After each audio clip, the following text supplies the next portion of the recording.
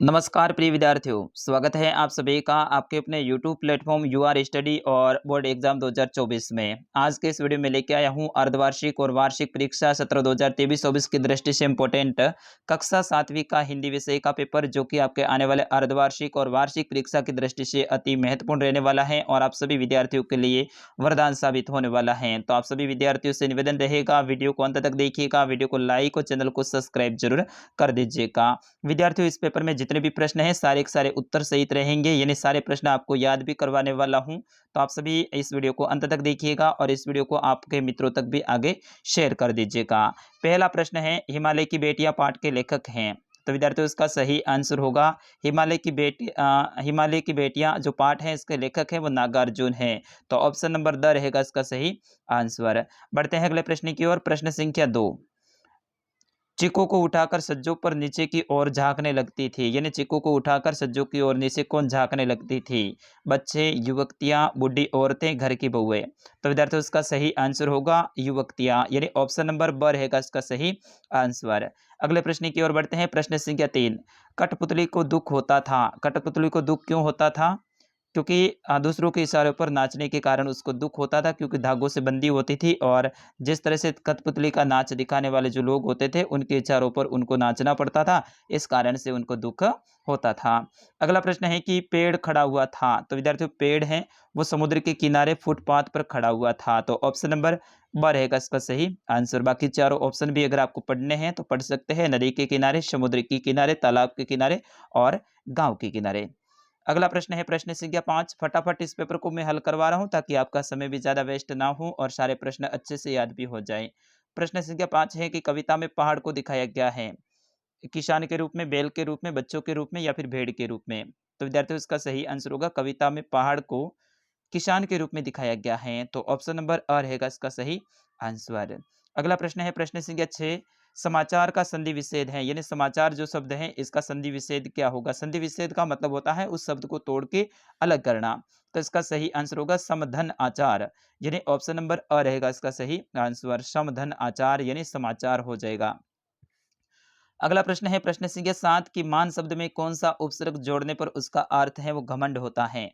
तो विद्यार्थियों, उसका सही आंसर होगा मान शब्द में अपन अभी शब्द जोड़ेंगे। क्या जोड़ेंगे? अभी। तो अभी जोड़ेंगे तो इसका अर्थ क्या होता है? घमंड होता है। क्यों होता है? क्योंकि अभी के पीछे मान लगा दो तो हो जाता है अभिमान, और अभिमान का मतलब घमंड।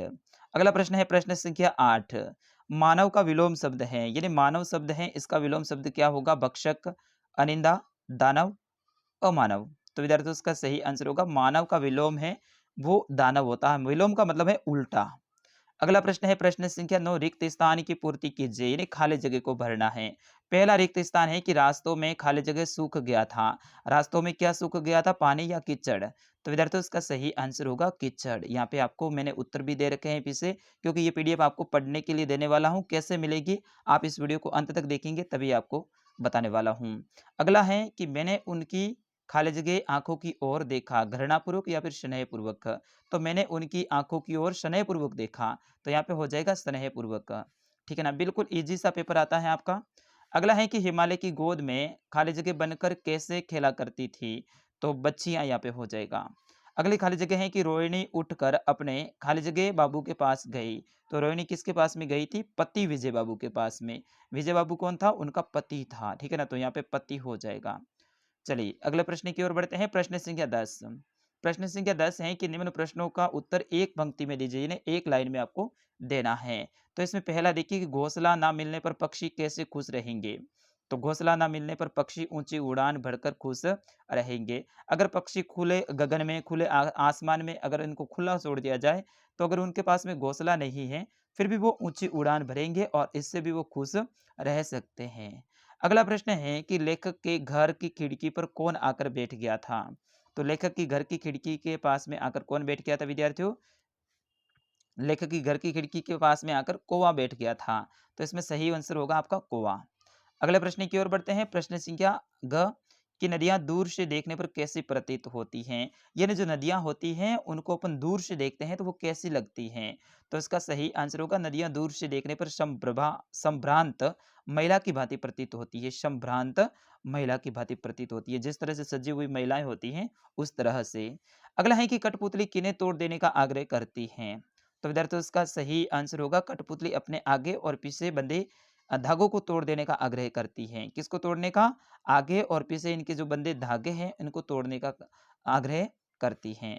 अगला प्रश्न है प्रश्न संख्या 11 कि निम्नलिखित प्रश्नों में से किन्हीं 3 के उत्तर दीजिए। आगे प्रश्न दे रखे हैं, इनमें से 3 प्रश्नों के उत्तर आपको देने हैं। तो इसमें पहला देखिए कि खून को भानुमति का पिटारा क्यों कहा जाए?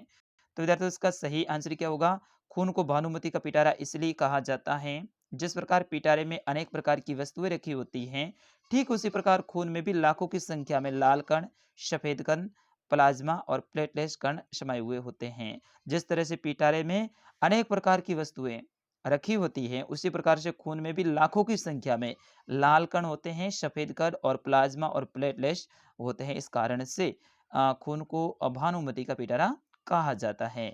अगला प्रश्न है, विद्यार्थियों मेरी मेहनत के लिए आप वीडियो को लाइक कीजिएगा और आपका अपना चैनल है, अभी भले ही ये चैनल छोटा है लेकिन आपका अपना है तो आप चैनल को सब्सक्राइब कीजिए। बिल्कुल हजारों में हमारे विद्यार्थी इसमें जुड़ने वाले हैं इस साल में, तो आप अभी चैनल को सब्सक्राइब कर लीजिएगा। अगला प्रश्न है कि कवि ने अंधकार की तुलना किससे की है और क्यों की है? तो विद्यार्थियों इसका सही आंसर होगा कवि ने अंधकार की तुलना भेड़ों के गल्ले से की है, क्योंकि जिस प्रकार भेड़ों के झुंड में भेड़ एक दूसरे से सटकर इकट्ठा हो जाती है, ठीक उसी प्रकार से शाम के समय अंधकार भी चारों ओर फैल जाता है। बढ़ते हैं अगले प्रश्न की ओर। अगला प्रश्न है प्रश्न संख्या क, खिलौने वाले के आने पर बच्चों की क्या प्रतिक्रिया थी? तो विद्यार्थियों इसका सही आंसर होगा खिलौने वाले की मधुर और सुरीली आवाज सुनकर बच्चों में हलचल मच जाती थी। वे अपने खेलों को छोड़कर घरों, गलियों, उद्यानों और उनके पास में खींचे चले आते थे।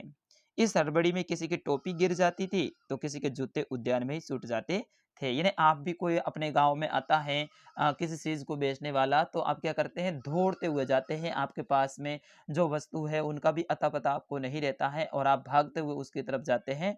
ठीक उसी प्रकार से खिलौने वाले आने पर बच्चों की ये प्रतिक्रिया होती थी। यानी बच्चे सारे भाग जाते थे, उनकी किसी की टोपी गिर जाती थी, किसी के जूते पीछे छूट जाते थे। अगला प्रश्न है कि मनुष्य को धरती की भांति सहनशील क्यों होना चाहिए?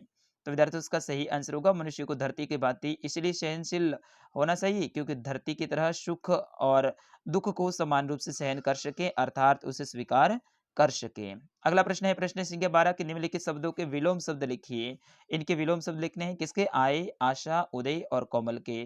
तो आय का विलोम हो जाएगा वय, आशा का निराशा, उदय का अस्त और कोमल का कठोर हो जाएगा। इस तरह से आपको विलोम शब्द भी लिखने हैं। फिर उसके बाद में 14वां प्रश्न है कि निम्नलिखित पद्यांश की सप्रसंग व्याख्या कीजिए। इन्हें किस पाठ से लिया गया है? सबसे पहले आपको प्रसंग लिखना पड़ेगा और फिर उसके बाद में इनके बारे में लाइनों में क्या बताया गया है, उनके बारे में आपको व्याख्या करनी है। तो ये दोनों अच्छे से आप देख लीजिएगा। समय ज़्यादा हो गया है तो मैं डायरेक्ट बताता हूँ। अगला प्रश्न है कि निम्नलिखित गद्यांश को पढ़कर दिए गए प्रश्नों के उत्तर दीजिए। यानी गद्यांश है, इनको पढ़ के आपको आगे जो प्रश्न दे रखे हैं उनके उत्तर देने हैं। गद्यांश से माधवदास ने वह चिड़िया बड़ी मनमानी लगी, उसकी स्वतंत्रता बड़ी प्यारी जान पड़ती थी। कुछ देर तक उस चिड़िया को इस डाल से उस डाल थिरकना देखते रहे और इस समय वह अपना बहुत कुछ भूल गए। उन्होंने उस चिड़िया से कहा, आहू तुम बड़ी अच्छी आई हो। इस तरह से ये माधवदास वाला आप अच्छे से याद कर लेना और इनके उत्तर इस तरह से हैं। बढ़ते हैं अगले प्रश्न की ओर। अगला प्रश्न है प्रश्न संख्या 16 कि अपने विद्यालय के प्रधान अध्यापक को स्थानांतरण प्रमाण पत्र यानी टीसी के लिए प्रार्थना पत्र लिखना है। तो सबसे पहले सेवाओं में श्रीमान लिखोगे, प्रधान अध्यापक महोदय और फिर अपने स्कूल का नाम लिख देना है आपको। फिर उसके बाद में आगे विषय है वो विषय लिख देनी है। यानी आपको टीसी के लिए प्रार्थना पत्र है तो यहाँ पे महोदय सभी ने निवेदन है कि मेरे पिताजी का स्थानांतरण जालोर हो गया है। हम सभी लोग पिताजी के साथ में जालोर जा रहे हैं, अतः आपसे प्रार्थना है कि मुझे टीसी यानी स्थानांतरण प्रमाण प्रमाण पत्र शीघ्र दिलाने की कृपा करावे।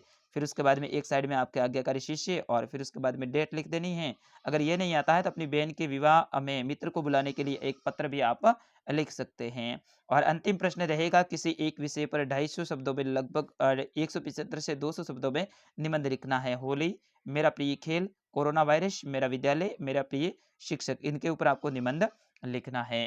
तो विद्यार्थियों ये था कक्षा 7 का हिंदी विषय का पेपर। मैं आशा करता हूँ आप सभी ने अच्छे से देख लिया होगा और अच्छे से याद कर लिया होगा। अगला कौन से विषय का पेपर चाहिए आप ज़रूर हमें कमेंट करके बताइएगा और हाँ, इस वीडियो को शेयर करना ना भूलें। आपका अपना चैनल है, मैं बार-बार बोल रहा हूँ, चैनल को सब्सक्राइब और वीडियो को लाइक कर दीजिएगा क्योंकि हम इतनी सारी मेहनतें हैं आपके लिए करते हैं। बहुत सारा हमारा समय इसमें खराब होता है त तब जाके हम आपके लिए वीडियो तैयार कर पाते हैं, तो आप हमारी मेहनत के लिए लाइक और चैनल को सब्सक्राइब कर लीजिएगा। मिलते हैं अगले वीडियो में, तब तक के लिए आपके अपने सर उदय सर को दीजिए आज्ञा। नमस्कार, जय हिंद, हँसते रहिएगा, मुस्कुराते रहिएगा।